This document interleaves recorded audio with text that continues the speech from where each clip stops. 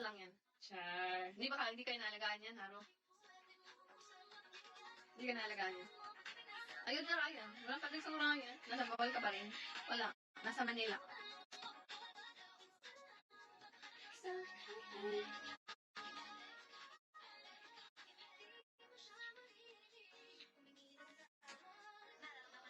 Road to Tristar. No rights to demand. Ayaw. Oh, friends lang. 2026 is friends. friends.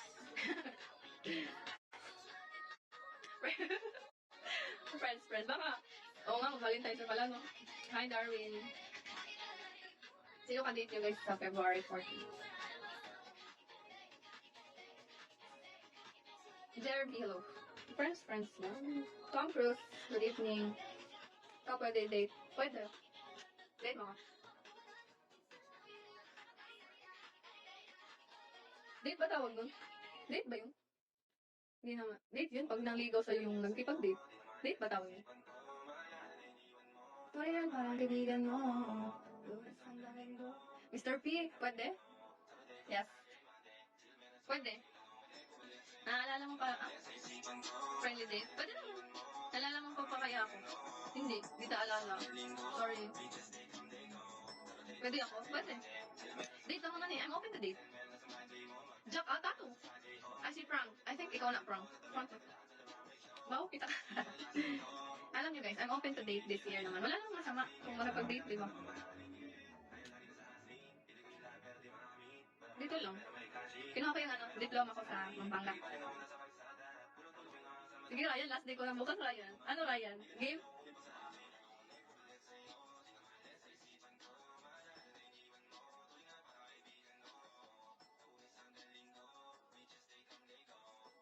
Okay lang sa akin makipag-date. Naisip ko, bakit hindi? Wala naman akong boyfriend. Date and date daw until matagpuan mo yung para sa'yo, sabi nila.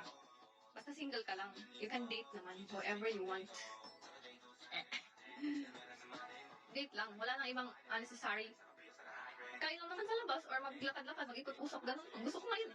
It's getting to know each other as friends. Ganun. Kaso boring ako ka-date. Hindi ko alam. Hindi ka pa naman na-try kasama. Ako din. Tahimik ako una. Kadate ko sa Valentine's si Ju. Sino si Ju? Judith? Si Judith ba? Judith, kaya nga. Tahimik lang sa umpisa. Oo. Yung formal ka pa ganyan. Mamaya, na, usapan na. Yung pauwi na kayo, tsaka pa maingay. Ganun ako. So, tsaka pa pauwi na, tsaka pa ako nag-iingay. tsaka pa ako magtatanong ng kung ano-anong topic. Kung pauwi na kami dalaw. Kanina saan?